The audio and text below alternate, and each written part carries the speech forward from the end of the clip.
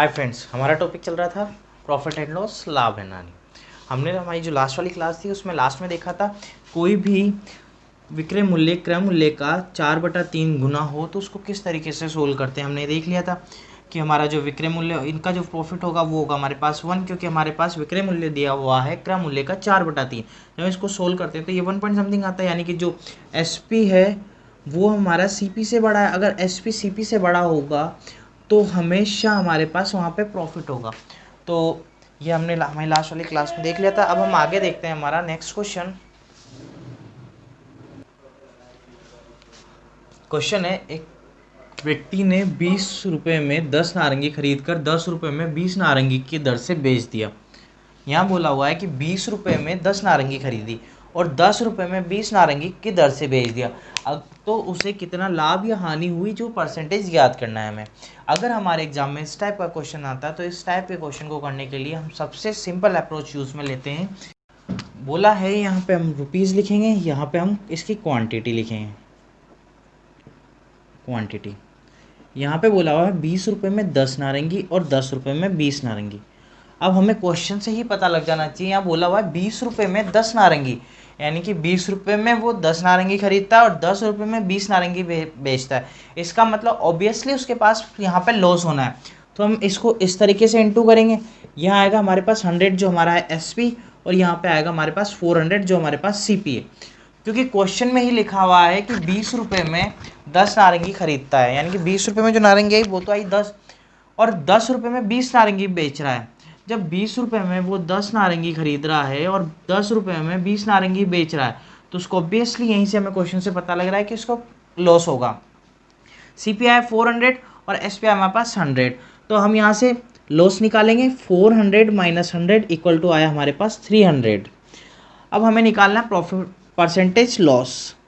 Percentage loss निकालने के लिए 300 अपॉन 400 इंटू 100, 00 से 00, 4 से जाएगा 100, 25 टाइम्स, यानी कि 3 इंटू 25 इक्वल टू 75% का उसे जो लॉस परसेंटेज है वो है हमारे पास 75%। वापस देखते क्वेश्चन। लिखा हुआ है एक व्यक्ति ने 20 रुपये में 10 नारंगी खरीदी है और 10 रुपये में 20 नारंगी उसने बेच दी है।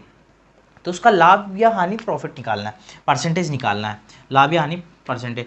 तो 20 रुपये में 10 खरीदी, 10 रुपये में 20 बेच दी। ओके, अब जब हम इसको सोल्व करेंगे इंटर मल्टीप्लाई करके इसको 100 400, ऊपर वाला हमारे पास एसपी होगा और नीचे वाला हमारे पास सीपी होगा। तो हमने देखा यहाँ से हमारा जो सीपी है वो एसपी से ज़्यादा है, तो इसका मतलब ऑब्वियसली यहाँ पे हमारी लॉस होना है। जब एसपी सीपी से कम होगा तो हमारे पास वहाँ पे कंफर्म है कि लॉस होगा। लॉस 400 माइनस 100 इक्वल टू 300 का हमारे पास लॉस हुआ।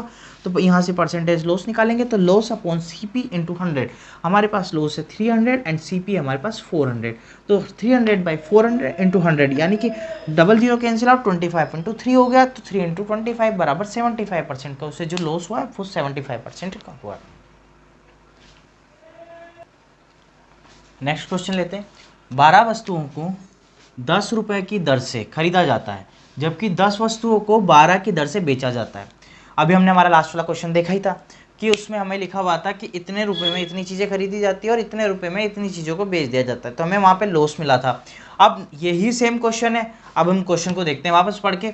12 वस्तुओं को 10 रुपये की दर से खरीदा जाता है, जबकि 10 वस्तुओं को 12 की दर से बेच दिया जाता है। जब 12 वस्तुओं को 10 रुपये में खरीदा जा रहा है और 10 को 12 में बेचा जा रहा है, तो ऑब्वियसली यहाँ पे हमें प्रॉफिट होना है। तो यहाँ पे हम देखते हैं, यहाँ हम लिखते हैं रुपीज़ और यहाँ पे हमारे पास क्वांटिटी है।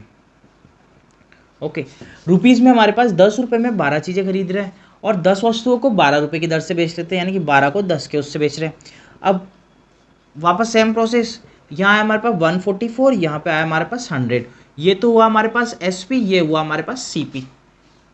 ओके, अब हमें यहाँ पे पता है कि एसपी अगर सीपी से ज़्यादा होता है तो वहाँ पे हमारे पास प्रॉफिट होता है। तो यहाँ से हम प्रॉफिट निकाल लेंगे। Profit equal to 144 minus 100 equal to 44। जब 44 हमारे पास प्रॉफिट आ चुका है तो यहाँ से हम परसेंटेज प्रॉफिट निकाल लेंगे। 44 बाई CP 100 है, 100 इंटू 100, 100 टू 100 कैंसिल आउट, यानी कि 44 हमारे पास डायरेक्ट आंसर आ गया।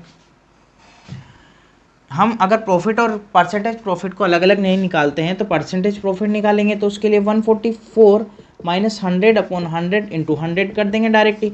44 बाई 100 इंटू 100, तो यहाँ से आता है हमारे पास 44%। हमें ये वाली एक स्टेप जो ये लिखी है ये लिखने की ज़रूरत नहीं पड़ेगी, हम डायरेक्ट यहाँ पे पहुँच जाएंगे।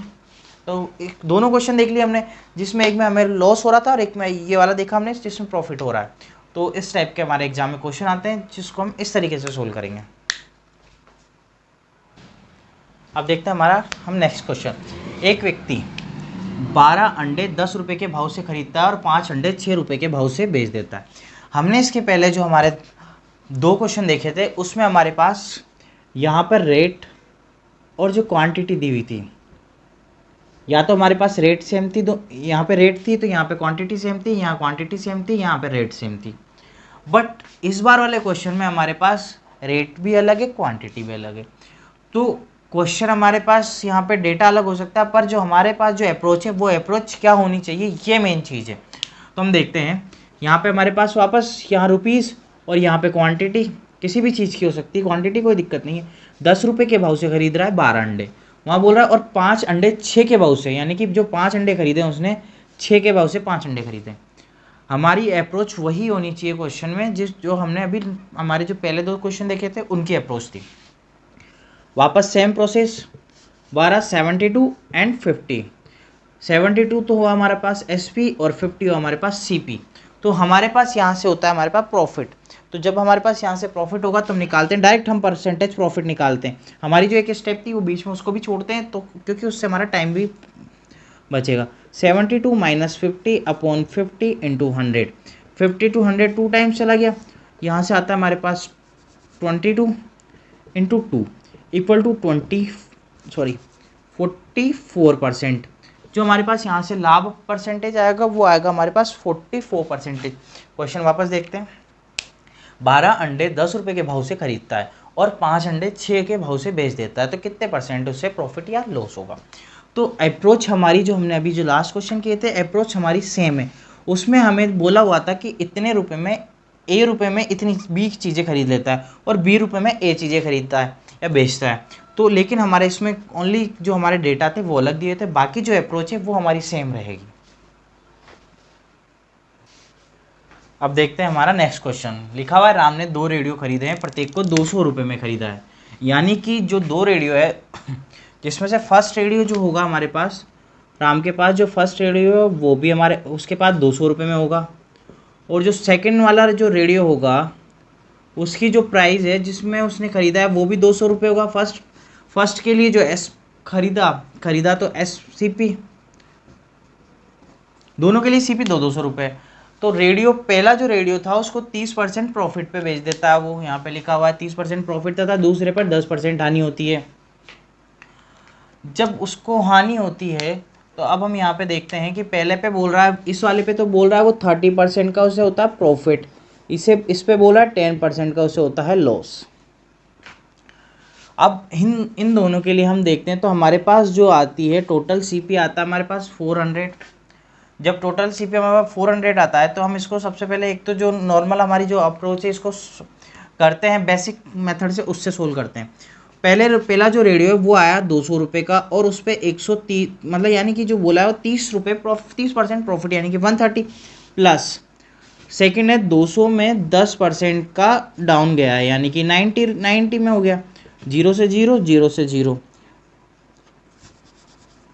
260 प्लस 180 इक्वल टू 044 यानी कि यहाँ पे आया हमारे पास 440।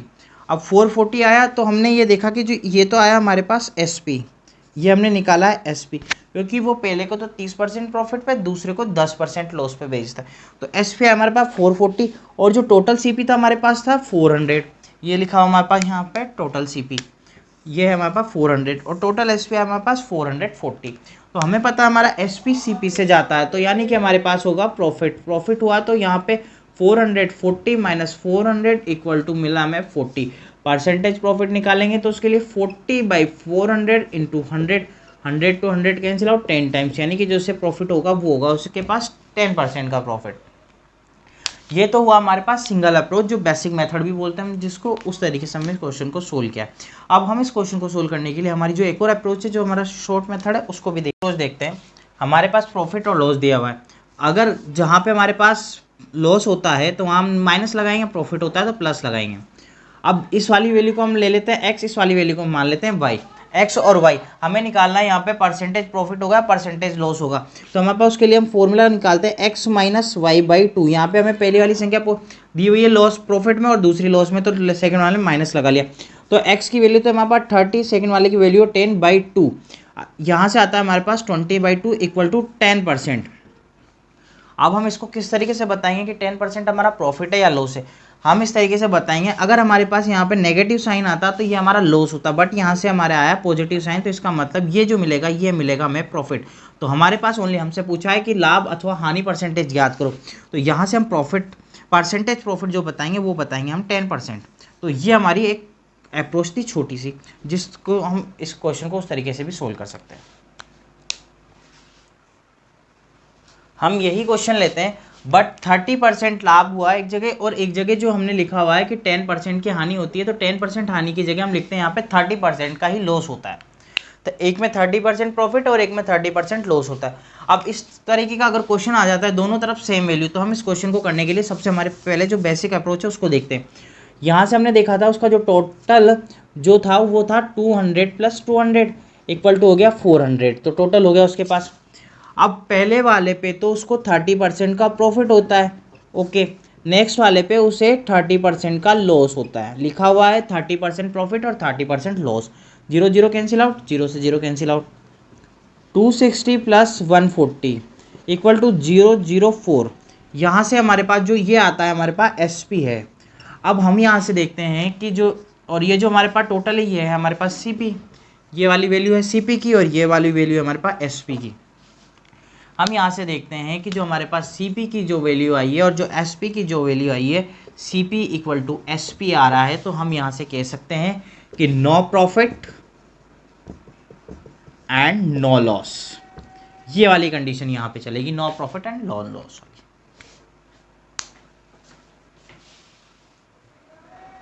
और हमारे एग्जाम में कभी भी इस टाइप का क्वेश्चन आए कि यहाँ पे 30% प्रॉफिट दिया और 30% ही लॉस दिया हुआ है, कि फर्स्ट वाले पे 30% प्रॉफिट होता है, सेकंड वाले पे 30% लॉस होता है, तो हमें क्वेश्चन बिना सोल्व करे यहाँ पे आंसर देना है no profit and no loss. अगर हम चाहें तो इसको x - y/2, क्योंकि एक जगह प्रॉफिट है एक जगह लॉस है तो माइनस आएगा, तो जब हम 30 - 30 कर बाई 2 करेंगे तो ये आएगा हमारे पास 0% का मतलब होता है no profit and no loss.